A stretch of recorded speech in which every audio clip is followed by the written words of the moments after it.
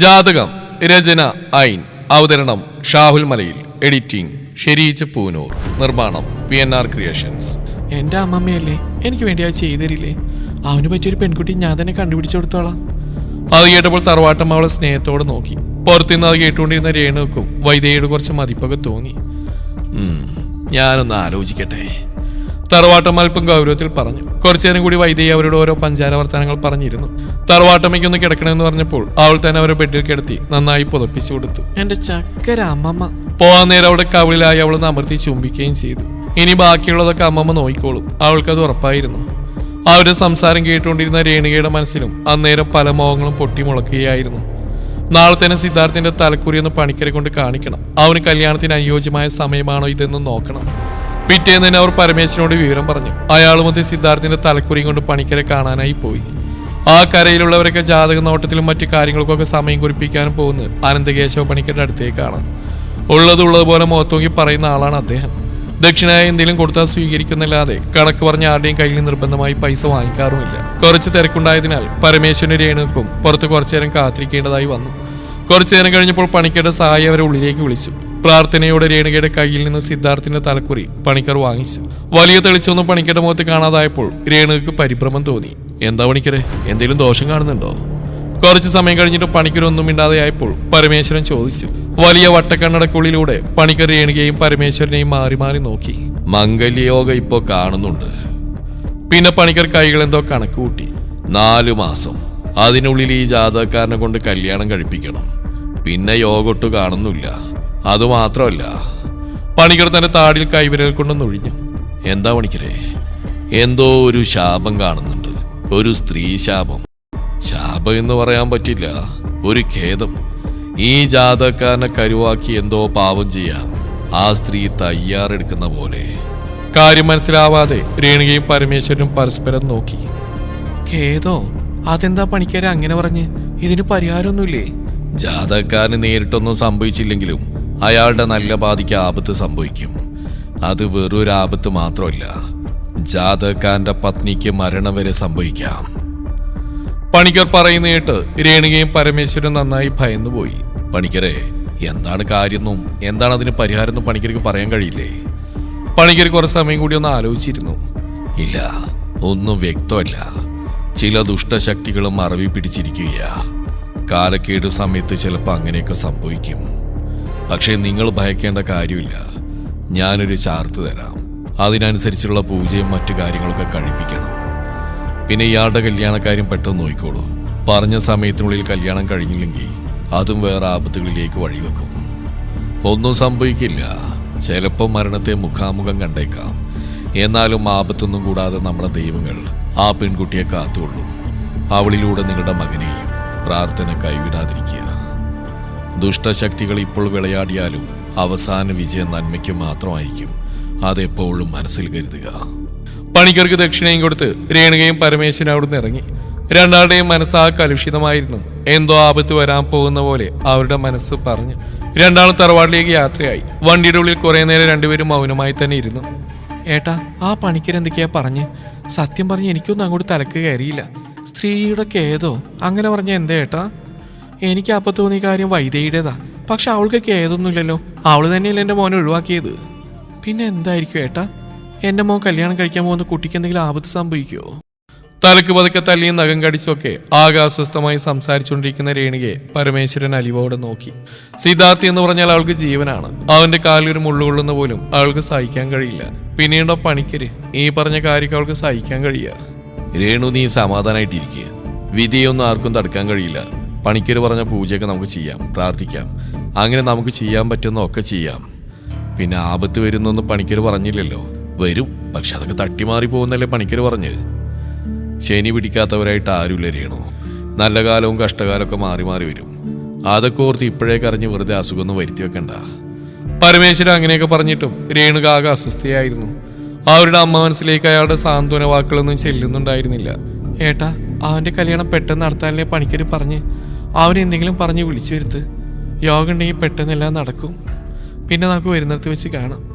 ഏത് കുട്ടിയായാലും നമുക്ക് അവളെ പൊതിഞ്ഞ് പിടിക്കാം. രേണു, അവന് കളിപ്പാട്ടം വാങ്ങിക്കൊടുക്കുന്ന കാര്യമില്ല ഇത്. ഒന്നാമത് അവൻ്റെ മനസ്സിൽ എന്താണെന്ന് പോലും നമുക്കിപ്പോൾ അറിയില്ല. വൈദേഹി അത്ര പെട്ടെന്ന് അവൻ്റെ ഉള്ളിൽ നിന്ന് പോകുമെന്നാണോ നീ കരുതിയിരിക്കുന്നത്? പെട്ടെന്ന് അവനെ വിളിച്ചു വരുത്തി കല്യാണം കഴിക്കണമെന്നൊക്കെ പറഞ്ഞ് അവൻ സമ്മതിച്ചിരുന്നാണ് നീ കരുതിയിരിക്കുന്നത്? രേണുക്ക് പരമേശ്വരന്റെ വർത്തമാനം കേട്ട് ദേഷ്യം വരുന്നുണ്ടായിരുന്നു. നിങ്ങൾ അല്ലെങ്കിലും പണ്ട് ഇങ്ങനെ തന്നെയാണല്ലോ. എന്റെ വാക്കിന് നിങ്ങൾ എന്തെങ്കിലും വില കൽപ്പിച്ചിട്ടുണ്ടോ? എന്റെ മോൻ. രേണുക അതും പറഞ്ഞ് പൊട്ടിക്കറിഞ്ഞപ്പോൾ പരമേശ്വരനാകെ വല്ലാതെയായി. രേണു, നീ സങ്കടപ്പെടാതിരിക്കുക, നമുക്ക് വഴിയുണ്ടാക്കാം. രേണുകയോട് അങ്ങനെ പറയുമ്പോൾ സിദ്ധാർത്ഥിനോട് കാര്യം പറഞ്ഞ് വിളിച്ചു വരുത്താൻ തന്നെയായിരുന്നു അയാളുടെ ഉദ്ദേശവും. ഭർത്താവിന്റെ വാക്കുകളിൽ ഉറപ്പ് കണ്ട രേണുകയുടെ കരച്ചിലൊന്ന് അടങ്ങുകയും ചെയ്തു. അന്ന് രാത്രി തന്നെ പരമേശ്വരൻ സിദ്ധാർത്ഥിനെ വിളിച്ച കാര്യങ്ങളെല്ലാം പറഞ്ഞു. രേണുകയുടെ അടുത്ത് തന്നെ ഇരിപ്പുണ്ടായിരുന്നു. എന്നാൽ എല്ലാം കേട്ട് അവൻ പൊട്ടിച്ചിരിക്കുകയാണ് ചെയ്ത്. അച്ഛനും പിടിച്ച അവരുടെയൊക്കെ ഭ്രാന്ത്. ഒരുത്തി ജാതകം കോപ്പ് എന്നൊക്കെ പറഞ്ഞിട്ട് ഒഴിഞ്ഞുപോയി. ഇപ്പോഴാ നിങ്ങളെ വക മറ്റൊരു മാരണം. 4 മാസത്തിനുള്ളിൽ കല്യാണം നടന്നില്ലെങ്കിൽ നടക്കണ്ടെന്നേ. ഓരോ അന്ധവിശ്വാസങ്ങൾ കൊണ്ട് ഇറങ്ങിക്കോളും. ഖേദമാണത്രേ, ഖേദം. എന്ത് ഖേദം? എനിക്കിനി അല്ലെങ്കിൽ ഒരുത്തിയും വേണ്ട. ഞാനിങ്ങനെയൊക്കെ അങ്ങ് ജീവിച്ചു പോയിക്കോളാം. ഇനി മേലാൽ ഇതും പറഞ്ഞ അച്ഛനെ വിളിക്കരുത്. അതും പറഞ്ഞ് പരമേശ്വരൻ എന്തെങ്കിലും പറയാൻ പറ്റുന്നതിന് മുമ്പ് തന്നെ സിദ്ധാർത്ഥ് ഫോൺ കട്ട് ചെയ്യുകയും ചെയ്തു. അവൻ ഫോണ് കട്ട് ചെയ്തല്ലോ രേണു. പരമേശ്വരൻ അല്പം പരിഭ്രമത്തോടെയാണ് രേണുകയോട് അങ്ങനെ പറഞ്ഞത്. കാരണം താൻ വിളിച്ചു പറഞ്ഞാൽ ഉടനെ അവൻ നാട്ടിലേക്ക് വരുന്നൊക്കെയാണ് രേണുക കരുതിയിരുന്നത്. ഇനി അവൻ അങ്ങനെ പറഞ്ഞതിന്റെ പേരിൽ രേണുകയുടെ ഒരു വഴക്കുണ്ടാക്കുമെന്നൊക്കെ പരമേശ്വരൻ ഭയന്നു. പക്ഷേ രേണുക ഒന്നും മിണ്ടാ പോവുകയാണ് ചെയ്തത്. ചിലപ്പോൾ അവളും കാര്യങ്ങൾ മനസ്സിലാക്കിയിട്ടുണ്ടാകുമെന്ന് പരമേശ്വരൻ വെറുതെ വ്യാമോഹിച്ചു. പക്ഷെ അതിന് നേരം വെളുക്കുന്നവരെ ആയുസുണ്ടായിരുന്നുള്ളൂ. പുലർച്ചെ ജോലിക്കാരെക്കാളും മുമ്പ് ഉറക്കത്തിൽ നിന്ന് എഴുന്നേൽക്കുന്നതാണ് രേണുക. അവർ ഉണർന്നതിന് ശേഷമാണ് അവരെല്ലാവരെയും വിളിച്ചുണർത്തുക. പക്ഷേ പതിവ് സമയമായിട്ട് രാവിലെ ഉണരാതെ ആയപ്പോൾ പരമേശ്വരൻ രേണുകയെ വിളിച്ചു. പക്ഷെ രേണുകൾക്ക് അനക്കൊന്നും ഉണ്ടായിരുന്നില്ല. പരമേശ്വരൻ വല്ലാതെ ഭയന്നു. നെഞ്ചിരിപ്പോൾ രേണുകയെ ഒന്നുകൂടെ നോക്കിയപ്പോൾ ശ്വാസമുണ്ട്. അയാൾ വേഗം തന്നെ തറവാട്ടിലെ ഡ്രൈവർ വിളിച്ചു വരുത്തി രേണുകയും കൊണ്ട് ഹോസ്പിറ്റലിലേക്ക് പോയി. രാവിലെ ഓഫീസിലേക്ക് പോകാനുള്ള തയ്യാറെടുപ്പിലായിരുന്നു സിദ്ധാർത്ഥ്. തലേന്ന് അച്ഛനുമായി മുഷിഞ്ഞ് സംസാരിച്ചതിനാൽ വല്ലാത്തൊരു മടുപ്പ് അവനെ പൊതിയുന്നുണ്ടായിരുന്നു. കണ്ണാടിയിൽ ഇട്ടിരിക്കുന്ന ഡ്രസ്സൊക്കെ ഒന്നുകൂടെ ശരിയല്ലേ നോക്കുമ്പോഴാണ് മൊബൈൽ ബെല്ലടിക്കുന്ന കേട്ട്. നോക്കുമ്പോൾ അച്ഛനാണ്. പുതിയ വിശേഷമൊന്നും ഉണ്ടാവാൻ വഴിയില്ല. തലേന്നത്തെ കാര്യം വീണ്ടും പറയാനായിരിക്കും അച്ഛൻ വിളിച്ചെന്നോർത്ത് ആദ്യം കോൾ എടുത്തില്ല. രണ്ടാമത് കോൾ വന്നപ്പോൾ മടുപ്പോടെ സിദ്ധാർത്ഥ് ഫോൺ എടുത്തു. എന്നാൽ അപ്പുറത്ത് കേട്ട വാർത്ത അവനെ വല്ലാതെ ഞെട്ടിച്ച് കളഞ്ഞു. അമ്മയ്ക്ക് സുഖലടാ, ചെറിയൊരു മൈനർ അറ്റാക്ക്, ഹോസ്പിറ്റലിൽ അഡ്മിറ്റാ. സാഹചര്യം എത്രയും പെട്ടെന്ന് നാട്ടിലേക്ക് വരണം. തിരിച്ചൊന്നും കേൾക്കാനോ പറയാനോ നിൽക്കാതെ പരമേശ്വരൻ ഫോൺ വേഗം കട്ട് ചെയ്തു. ശൂന്യമായ മനസ്സോടെ സിദ്ധാർത്ഥ ആ ഫോണും കയ്യിൽ പിടിച്ച് അങ്ങനെ നിന്നു. അമ്മയ്ക്ക് വയ്യെന്ന്, അറ്റാക്കാണെന്ന്.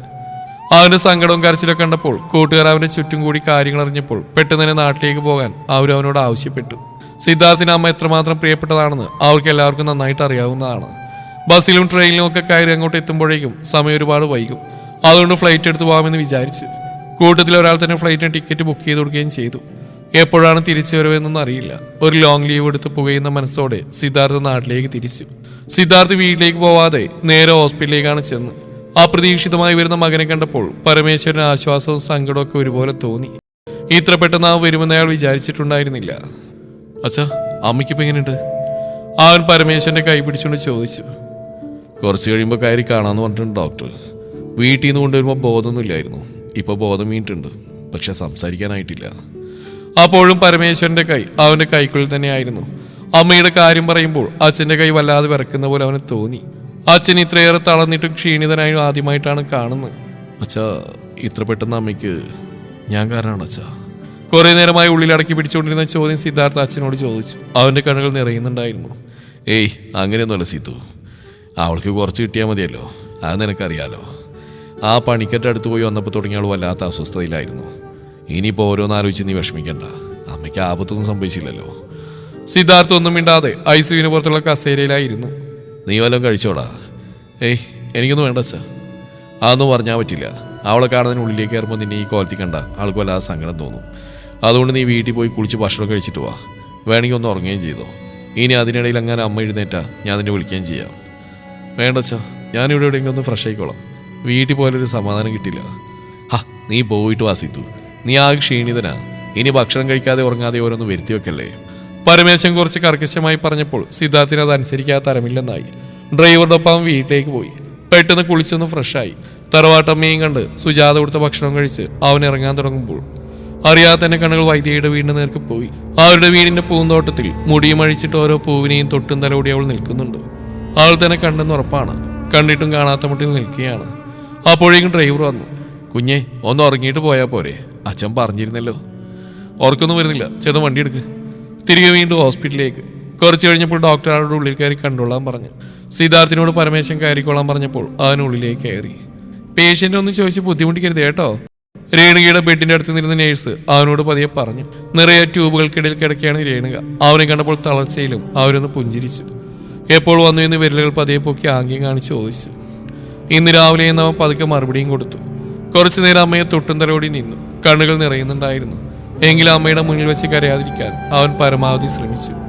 സമയമായിട്ടോ, അധികം വൈകാതെ റൂമിലേക്ക് മാറ്റും, ഇപ്പൊ പോയിക്കോ. നേരത്തെ കണ്ട നേഴ്സ് അവനോട് പറഞ്ഞു. രേണുക അവനോട് പതിയും തലാനിക്ക് കാണിച്ച് പൊയ്ക്കോളാൻ എന്ന അർത്ഥത്തിൽ. പിന്നെ അവൻ തിരിഞ്ഞു നോക്കാതെ പുറത്തേക്ക് ഇറങ്ങി. ICUവിന് പുറത്തേക്ക് ഇറങ്ങിയതും ഒറ്റ പൊട്ടിക്കരച്ചിലായിരുന്നു. കാര്യമെന്താണെന്നറിയാതെ പരമേശ്വരൻ ഓടി വന്നവനെ കെട്ടിപ്പിടിച്ചു. എന്താടാ, എന്തു പറ്റി? ഒന്നുമില്ല അച്ഛാ, അമ്മ കിടക്കുന്നുണ്ടപ്പോ പെട്ടെന്ന് സങ്കടം വന്നാ. വിക്കിയും വിറച്ചവൻ പറയുന്നുണ്ടപ്പോൾ അയാളുടെ കണ്ണുകൾ നിറഞ്ഞു. അവന്റെ തോളിൽ പരമേശ്വരൻ പതിയെ തട്ടിക്കൊടുത്തു. പിറ്റേന്ന് രേണുകയെ റൂമിലേക്ക് മാറ്റി. ആ ഹോസ്പിറ്റൽ വാസം ഒരാഴ്ചയോളം നീണ്ടു. ആ ദിവസങ്ങളിലൊക്കെയും സിദ്ധാർത്ഥ അമ്മയുടെ കൂടെ തന്നെ നിന്നു. ഒരാഴ്ചയ്ക്ക് ശേഷം രേണുകയെ ഡിസ്ചാർജ് ചെയ്ത് വീട്ടിലെത്തി. തന്റെ അമ്മ ഹോസ്പിറ്റൽ കിടന്നറിഞ്ഞിട്ടും വൈദേഹിയോട് അച്ഛനും തിരിഞ്ഞു നോക്കാത്തതിൽ അവന് വല്ലാത്ത അമർഷമുണ്ടായിരുന്നു. വീട്ടിലെത്തിയിട്ടും സിദ്ധാർത്ഥ എപ്പോഴും അമ്മയുടെ കൂടെ തന്നെയായിരുന്നു. പക്ഷെ ആ സമയങ്ങളൊന്നും രേണുക അവനോട് കല്യാണം കഴിക്കാൻ പറഞ്ഞ് ബുദ്ധിമുട്ടിച്ചിരുന്നില്ല. പതിയെ രേണുക ആരോഗ്യം വീണ്ടെടുത്തു. ഒരു ദിവസം സിദ്ധാർത്ഥ് അച്ഛൻ്റെ അമ്മയുടെ അരികിലേക്ക് വന്നിരുന്നു. രണ്ടുപേരോടായിട്ട് ഒരു കാര്യം പറയാനുണ്ട്. ചെന്നൈയിലെ ജോലി ഞാൻ അടുത്ത് തന്നെ വിടും. അവിടെ കുറച്ചുകൂടെ കമ്മിറ്റ്മെൻറ്റ്സ് ഉണ്ട്. അത് കഴിഞ്ഞ് ഞാൻ ഇങ്ങോട്ട് പോരും. അത് കഴിഞ്ഞ് ഇവിടെ തന്നെ സെറ്റിൽ ചെയ്യാനാണ് എൻ്റെ പരിപാടി. എന്താ നിങ്ങളുടെ അഭിപ്രായം? രേണയുടെ മുഖത്ത് അത് കേട്ടപ്പോൾ ഒരു തെളിച്ചമൊക്കെ വന്നു. ഞങ്ങൾ എത്ര നാളായി പറയുന്നു ഇവിടെ വന്ന് നിൽക്കാൻ. ഇവിടെ തന്നെ നിനക്ക് ചെയ്തു തീർക്കാൻ എത്ര കാര്യങ്ങളുണ്ട്.